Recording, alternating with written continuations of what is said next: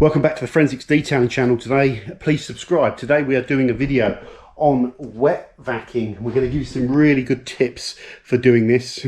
Tip number one, there's no point in wet vacuuming a car. Some people will disagree. Maybe this is just my requirement, but with seats in it, you need to take all the seats out and stuff like that so you can do this properly. And it's something that will only ever get done on a car a handful of times, isn't it, over the course of a car's lifetime. So it's worth doing it properly.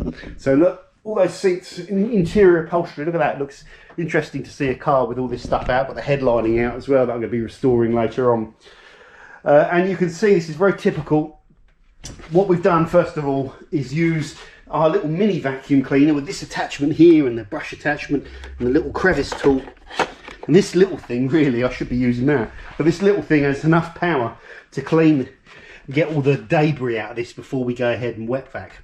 Now all these dots and stuff are actually little stains. They're not loose dust that I've missed when I've gone to pick up. So and there's some nasty stains over this side. I can't see what you're seeing, but there you've got the chair stains, and up there that looks like coffee or something like that. So terrible camera work. I'm pointing with the camera. Now, some very important tips. One, I think you'll get better results, better degreasing if you're using hot water. That water in there is very hot tap water. Very hot, you know, you can dunk your hand in it, but it's just on the borderline of where you kind of want to pull your hand out. The next thing is, what product should you use? The miracle product. What are you using, John? What's the secret product? I'm using Vax Ultra Plus carpet cleaning solution. And last time I talked about this, well, I knew someone would. One bloke had a sort of pop saying, you're using the Vax product, it's rubbish. It's not rubbish, it works. If you want to use something else, by all means do, and I may well use an APC. And in fact, but this stuff works, and it's been developed to use with the Vax machines, and it's cost effective. I use exactly how much they say, which is 40 millilitres of solution to every 1 litre of water, so it's quite a good decent concentration.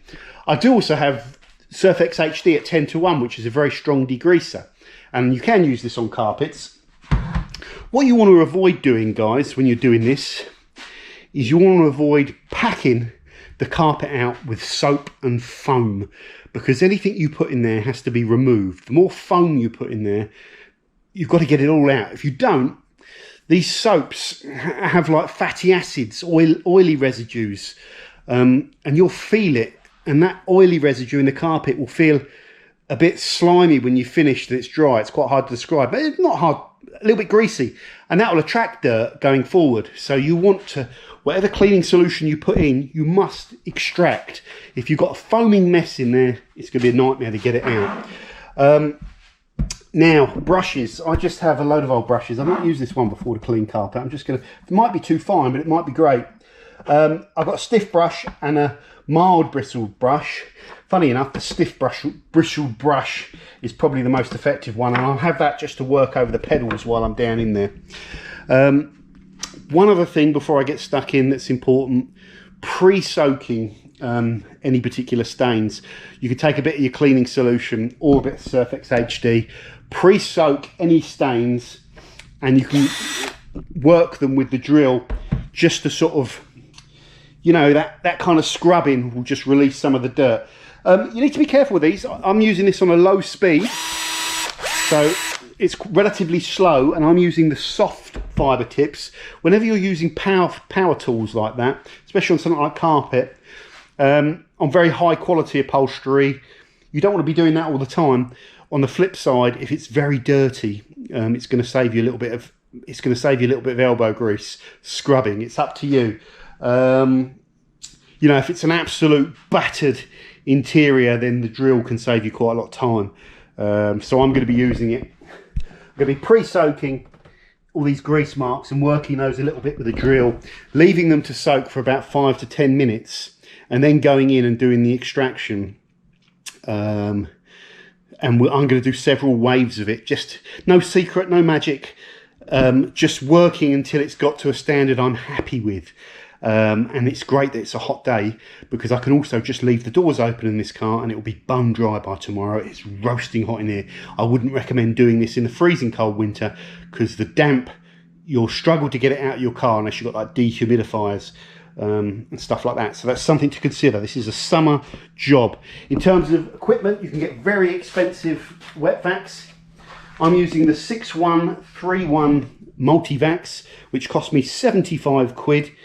It is not a work of art, but it's an effective machine. And I spent, I think, about £10, and I hacked and put the head of the George on there.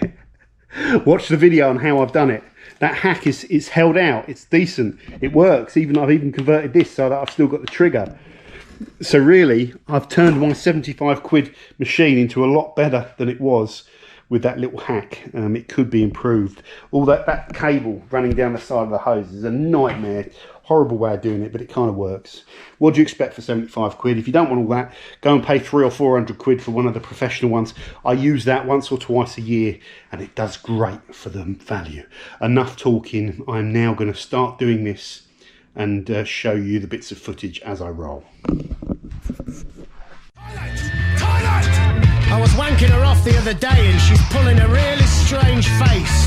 These things happen in situations like this, so I carried on, made her come all over the place. Then she tells me that she was imagining me to be a complete stranger. Well, thanks a fucking lot, nice one, lovely. Next time then, darling, I'll tip up to yours wearing a mask and postman's uniform. Leave the door unlocked, just bend over and I'll shove it up your arse. Throw her through letters on the floor, just for added effect. Bob's your uncle, there's your random sex. 7 knackered fridges dumped on a piece of wasteland next to an house that's burning bridges with all its neighbours. 25 kids sharing 2 rooms. Asda Smart Price, the bus stop's a youth club. Sovereign cigarettes and mushrooms. Armitage Shanks, oi, Tyler, Tyler. Armitage Shanks, oi, oi, Tyler, Tyler, Tyler, Tyler. Well, what are you saying, bro? Would you like a drink? I'll go. I hear you're the toast of the town. Can I kiss your arsehole? You don't tell my bird you want to fuck her. You fucking leave it, Michael. You don't say nothing. Sexual encounters like that take a while. She's got to get her head round the fact that you're a fat bastard with ginger hair. That's no offence to people with ginger hair, but I want one hair. I'm sick of being talked down to by desperate blokes in Maharishi snow pants. That shit went down with Scaramanga. Wait, salute, yo! Armitage Shanks, oi, Tyler, Tyler. Armitage Shanks, oi, oi, Tyler, Tyler, Tyler, Tyler. Well, what are you saying, bro? Would you like a drink? I'll go. I hear you're the toast of the town. Can I kiss your arsehole?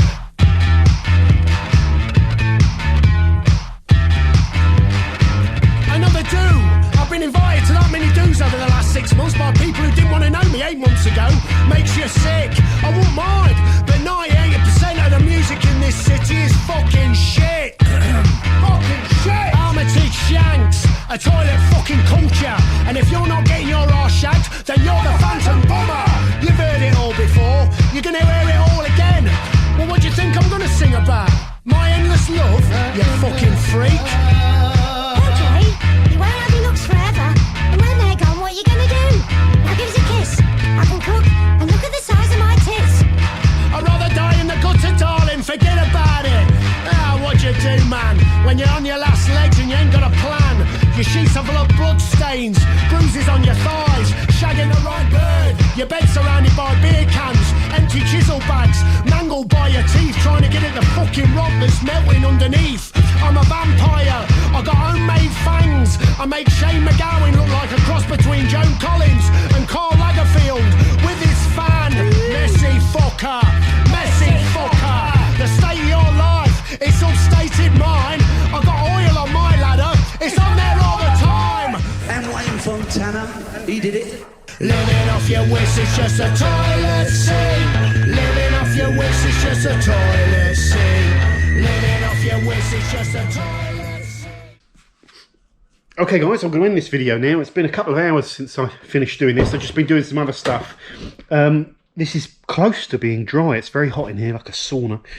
And this was the worst bit here. And this is so clean now. It feels fluffy and not greasy, which is nice, and dry. These are all the bits that you're going to see. These are bits you're not going to see. There's some grease still along here, some little marks, but the chair rails are all on top of this. That's why they're so dirty. So this is kind of hidden. I am less worried about it. I just want it reasonably well clean, and then that bit's lovely. That's always under the mat, so that's nice. Oh, excuse me, it smells a bit better as well, which is nice. I just had a curry, so, and it's so much better in here as well, especially down in the footwell there.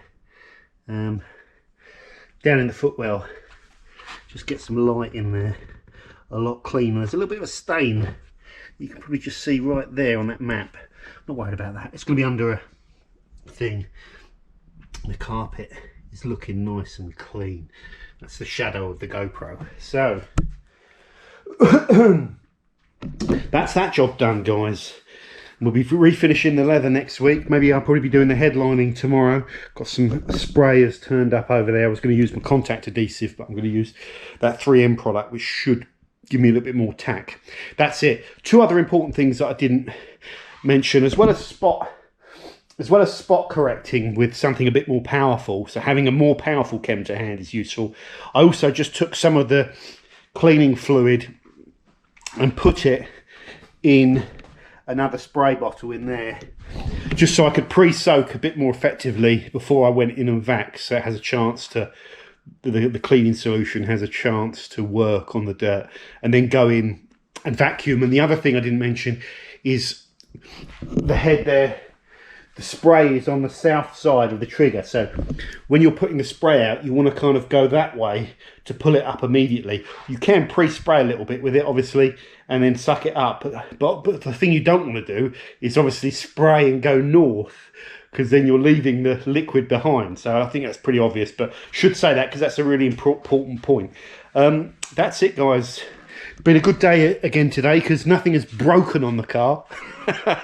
And we fixed some problems. So that is wet vacuum. Let's just do the obligatory bling shot, where if we show you in here, we can see how much dirt we actually extract. That's some of the cleaning solution. So look at that. Oh my word. I love seeing all that, because you've literally sucked, not in, but the vacuum cleaner has, all of that dirt and extracted it. There's no other way of getting it out other than sucking it, is there? So that's great.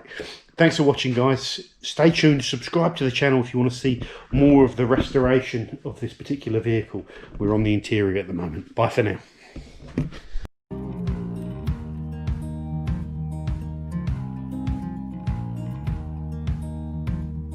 Holding on to what I knew, but the moment's gone.